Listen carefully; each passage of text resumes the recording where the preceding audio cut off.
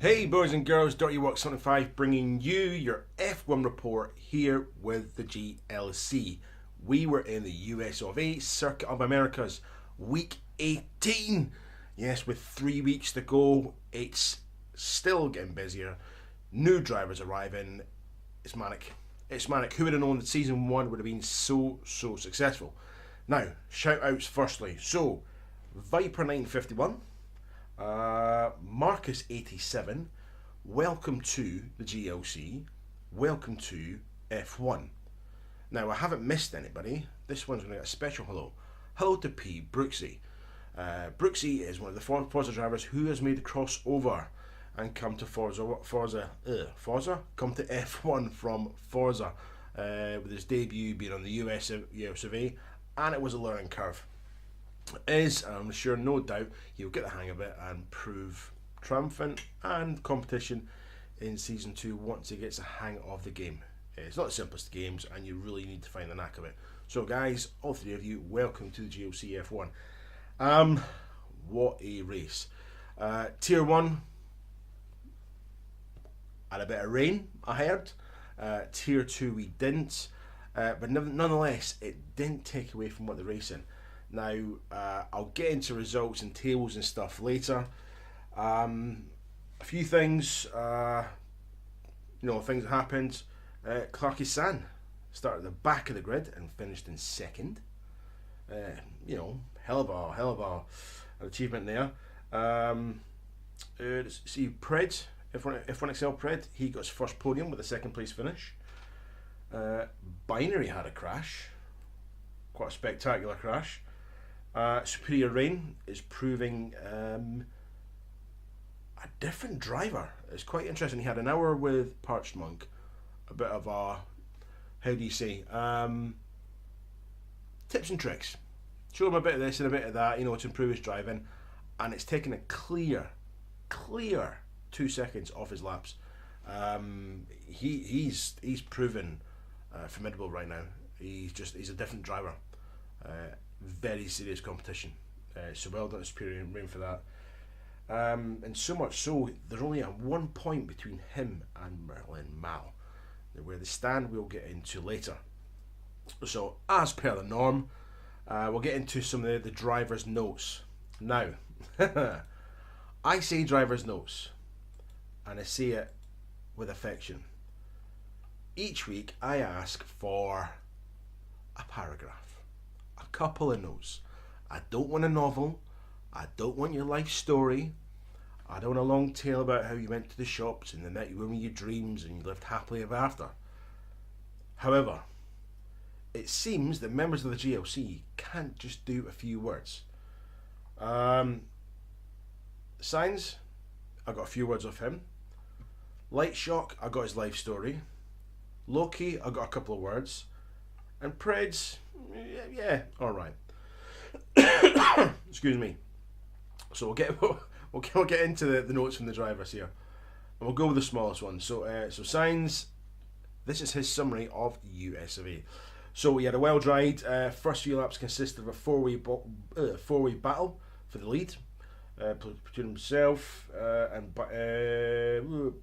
before himself he got damage and Binary crashed out. He made the right call on the inters and gained 12 seconds on Pred, which was enough to see him through to the end with a tricky wet and dry period. So glad to take his first win of GLC. Get in, eh? Now we're not going to talk about inters. We talked about them last week. We're not going to talk about them this week. You know what I think about them. Leave that one there. Loki, race was interesting. Went from dry to wet to dry. I was well off the pace throughout. Just shows that I should spend more than 20 minutes learning a track. Well done to Binary, even though he DNF'd. We'll come into that later. Yeah, you need with F1, for the guys that just joined us, advice, and clean advice, it's good advice, is do your research by practicing the track. If you don't, it will pay. It'll pay off badly.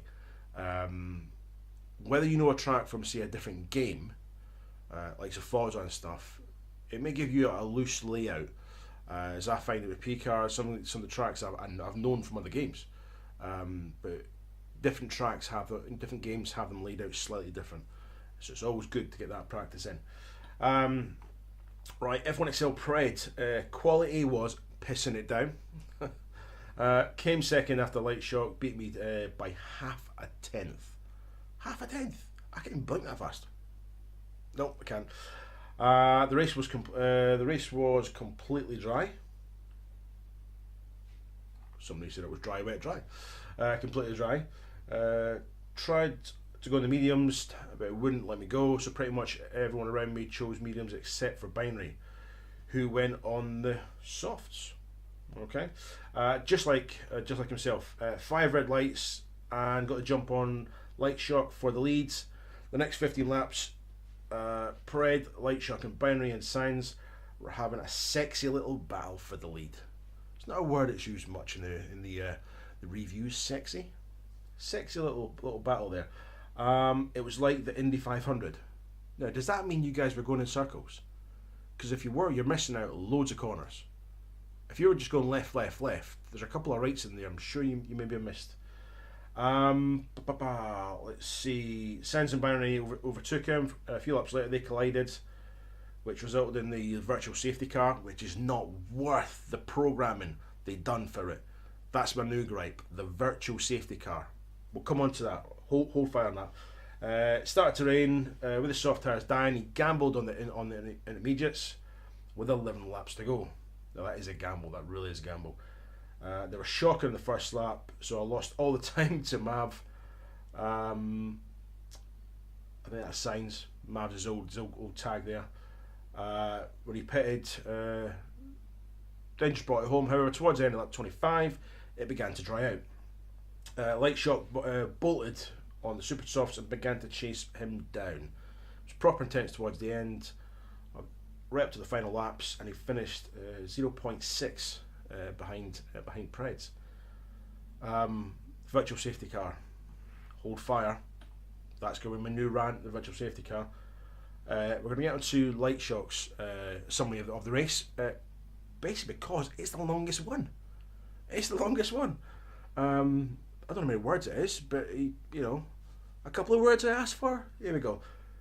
Qualifying. The wet conditions meant timing would be crucial to who would be on the pole. It felt like he'd got absolutely bang on and was rewarded for his timing as he managed to pip F1 XL Pred to the pole with less than a tenth, obviously, in it. The race started on the mediums, whereas Preds and Binary started on the softs. He dropped a place to Preds, kept it well considering he was on the slower tyre. The next 10 laps or so, his race took a blow, however, when after an optimistic lunge by Pred on the first corner, he took a knock to the front wing, and as the Toro Rosso went past, his pace dropped dramatically and notably. He began to charge back from 7th, passing Loki, passing Monk, passing Zygon with superior pace on quick tyres before the rain fell. It's been a very busy race. It really has.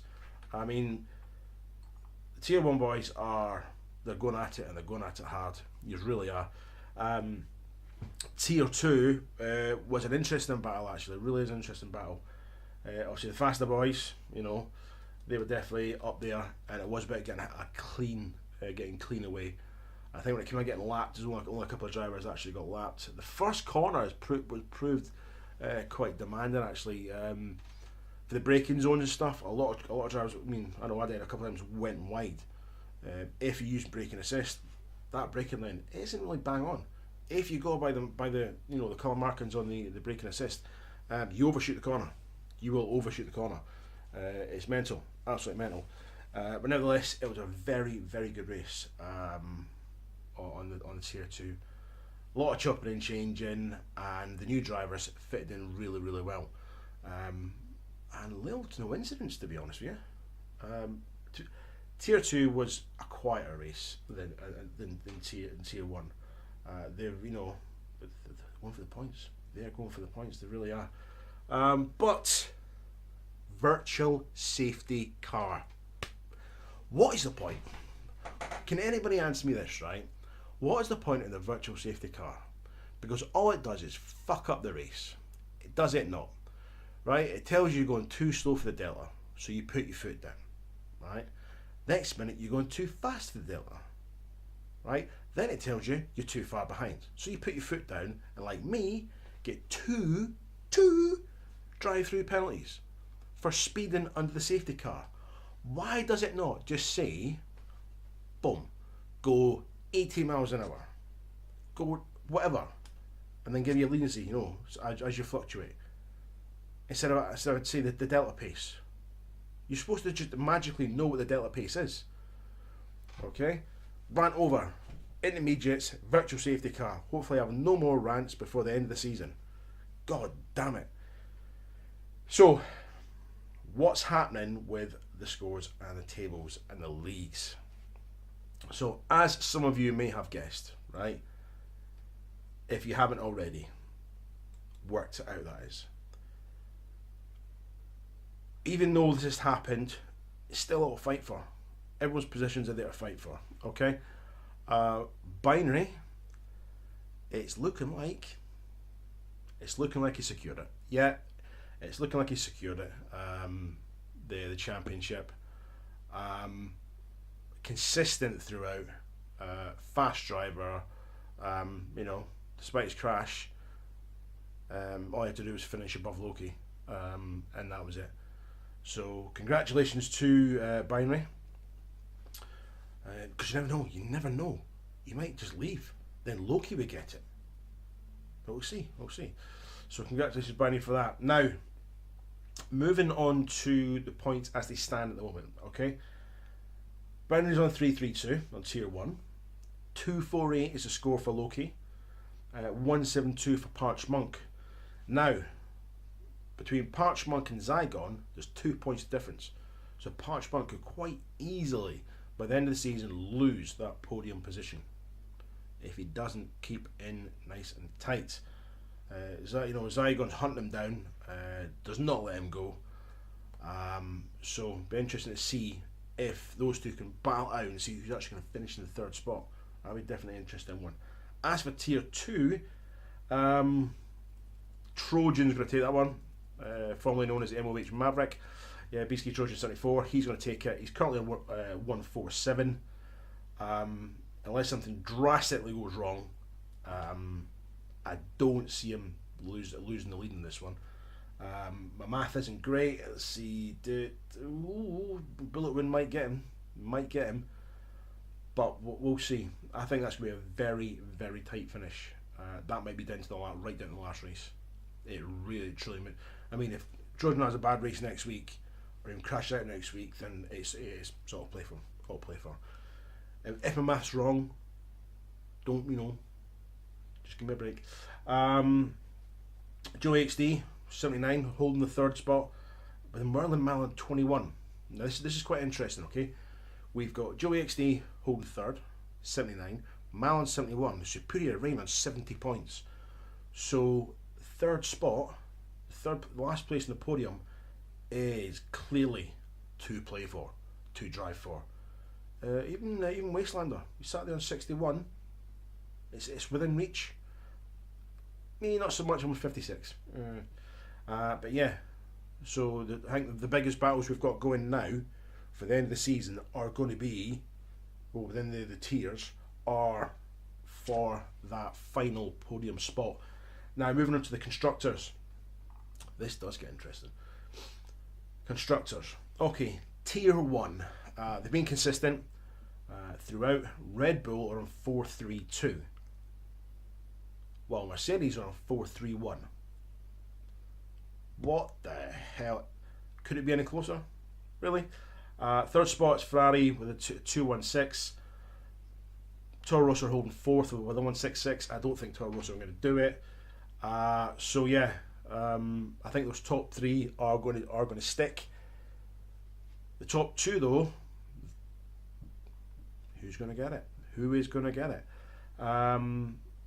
If Red Bull get it, then they have a clean sweep, because moving over onto tier 2, Red Bull 100 with 169. The closest one is Ferrari with 84. Not going to happen. You know, let's face it, it's not going to happen. And Renault. Renault are the fucking 3rd. And that is down to the commitment and consistency of Superior Rain. Mr. Coughlin has raced a few races, but Superior Rain has just pushed and pushed and pushed, and you know, it's paying off. It really is paying off. So that's what the points are looking at right now. I can't believe how close the points are. I mean, we started off with one lobby, okay, just one lobby, and at that we didn't have a full grid some weeks. We didn't. So about 14 drivers, 14, 15 drivers is maybe what we had. We're now at 36 drivers, right? And that is that's crazy. I think it's gone that far, that quickly, just in one season. Absolutely nuts. I mean, getting some of how hard people are pushing here, right? Tier 1, right? 152.069 was light shock. Now I don't know if that was on intermediates. So that's, you know, that's bloody good. On intermediates, that's good for a quali. It really is. The fastest was a 140 from Mr. Sainz in the actual race. When it comes down to the race for tier 2 with Joey XD, 142. It's not that far off. So next season we may see some drivers moving about, because clearly as the season goes on, some drivers are getting faster, some are just consistent, some are still struggling. I'm still struggling, my first season. So it'll be interesting to see who is where next season. There are some drivers who are in tier 1 who possibly need to drop down, you know, maybe the pressure's too much, and there's drivers in tier 2 which really have the potential of being in tier 1. And you never know, there might be a tier 3. Yeah, it's that popular. It really is. So, troops, looking forward to next week. Next week, we're off to, providing the wall hasn't been built, we're off to Mexico. Yes, we are. I thought I'd bring politics into it, but you know, providing the wall hasn't been built, we will be in Mexico, which is an interesting track. I like it, but I'm not. I don't know if I'm going to be fast on it. You've got some really short, fast dashes and a lot of twists, and it's definitely going to be, I think, hard on the tyres. I think it's a technical track, a lot of hard braking, so you know we've got to look at braking distances and giving yourself room for the inevitable. There will be a couple of crashes. I mean, no doubt. I think that will happen. But yes, so we're off to Mexico next week, and then that leaves us with 2 weeks, just 2 weeks. And then what do we do? Well, we don't know. I'm sure the teams, I'm sure us admins will come up with some sort of idea to keep you all ticking over until season 2 ticks over, or takes off, should I say. So I'm waffling now. That's your 20 minutes almost. I'm Dirty Work 75. I shall catch you next week from Mexico. So guys, take it easy. I shall speak to you soon.